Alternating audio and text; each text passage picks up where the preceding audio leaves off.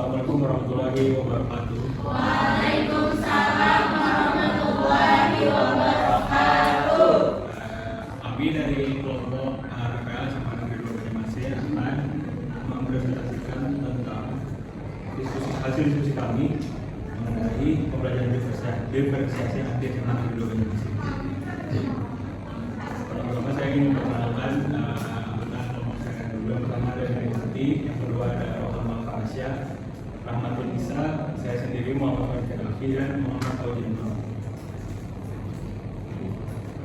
Oke, sebelumnya saya ingin menjelaskan dulu apa itu pembelajaran berdiferensiasi. Jadi pembelajaran berdiferensiasi ini adalah pendekatan dalam pembelajaran yang sesuai dengan strategi materi lingkungan belajar untuk memenuhi kebutuhan minat dan kemampuan individu siswa.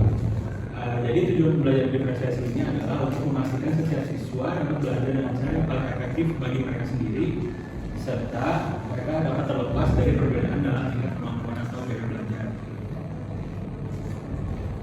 Nah, terus untuk implementasi di SMA Negeri 2 Banjarmasin, selama melakukan observasi dan asistensi mengajar, kami menemukan bahwa ketika guru melakukan kegiatan belajar di kelas, guru Pahmong yang kami observasi itu memfasilitasi pembelajaran diferensiasi berdasarkan pada konten berdasarkan minat siswa.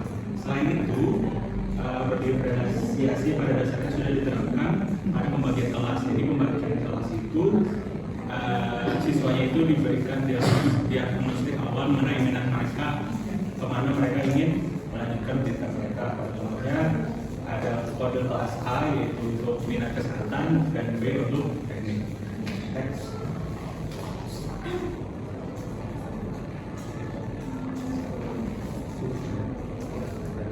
Oke, yang ketiga adalah permasalahan yang kami hadapi pada saat kegiatan PPL. Jadi pada saat kegiatan PPL itu masalah yang sering kali kami hadapi adalah berhubungan dengan keadaan kelas. Karena Negeri 2 Banjarmasin itu menggunakan prinsip diferensiasi menggunakan minat siswa seperti yang sudah saya jelaskan tadi. Pada realisasinya, sekolah menggunakan pembagian ini itu sudah lumayan efektif, cuman pada implementasinya sudah baik, cuman ada beberapa kendala yang muncul gitu. Nah, hal ini tuh berpengaruh terhadap minat mereka untuk belajar bahasa Inggris karena mungkin saja minat-minat mereka itu tidak berhubungan sama sekali dengan belajar bahasa Inggris. Jadi mereka ada beberapa yang motivasinya tidak terlalu besar. Jadi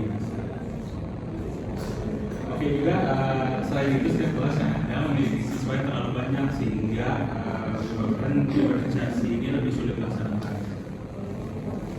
Selanjutnya akan dijelaskan oleh teman saya.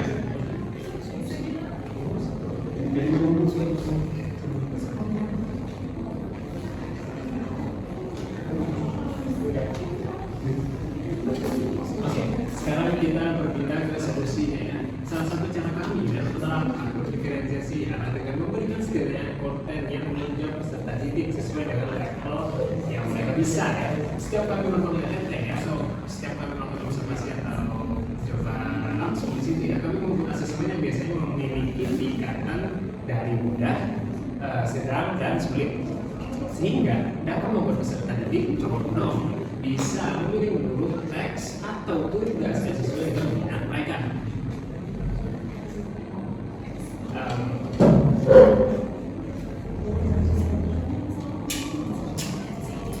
Oke, selanjutnya akan dijelaskan lagi oleh teman saya. Terima kasih.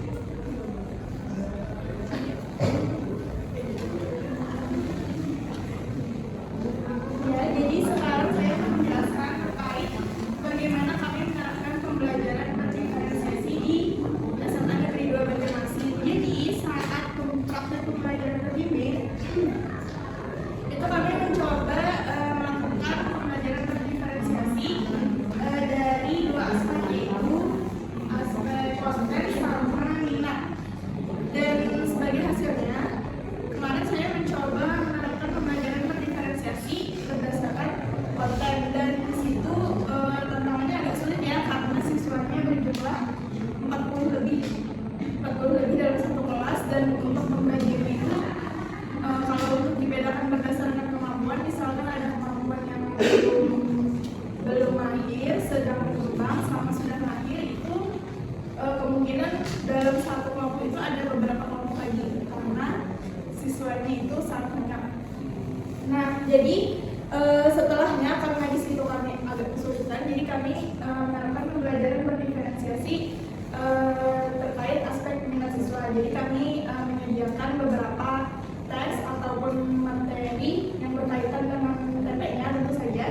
Dan itu kami sediakan beberapa, jadi mereka kami persilahkan untuk memilih teks tersebut berdasarkan keinginan mereka dan kemampuan mereka setelah mereka mereview sendiri isi teksnya. Nah, di situ. Dan berdasarkan hasil tersebut lebih memuaskan ya. Lebih memuaskan karena di situ peserta didik itu lebih termotivasi dan lebih aktif dalam menyelesaikan tugas-tugas yang diserahkan, karena itu tadi berdasarkan keinginan ataupun minat mereka. Oke, itu saja dari saya. Selanjutnya saya akan mempersilakan teman saya lagi.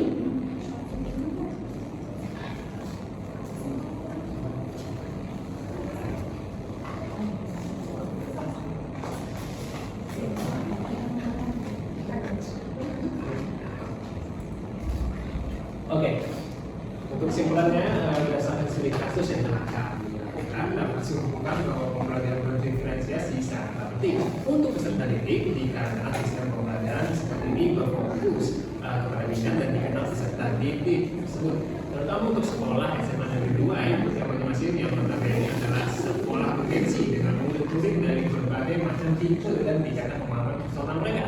Oke, mungkin itu saja dari presentasi kami. Apakah ada yang bertanya?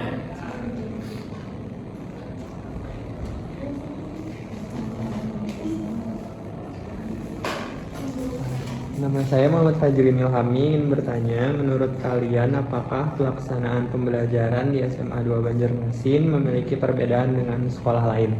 Terima kasih.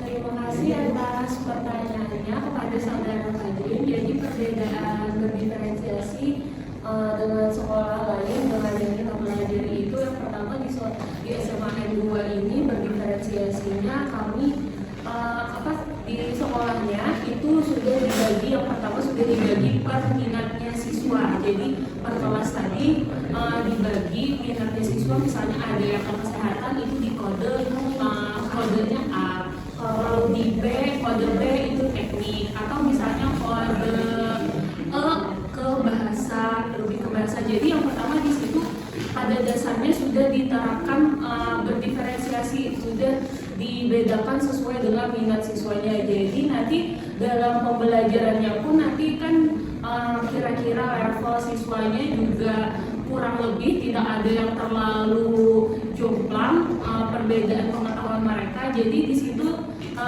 guru lebih mudah menerapkan pembelajaran. Ada lagi yang ingin ditambahkan teman-teman itu? Bagaimana dengan Fajrin? Apakah jawabannya sudah? Sudah Pak, terima kasih. Oke, terima kasih. Apakah ada lagi yang ingin bertanya? Saya kira tidak ada lagi. Kami cukupkan sampai di sini. Oke, silakan kepada Narida. Oke, saya dari kelompok 11. Kelompok 11 SMP 11 Banjarmasin. SMPN Banjarmasin ingin bertanya, bahwasanya tadi sudah disebutkan pembagian kelasnya itu berdasarkan minat ya. Nah, apakah itu berpengaruh terhadap karakteristik peserta didiknya? Terima kasih.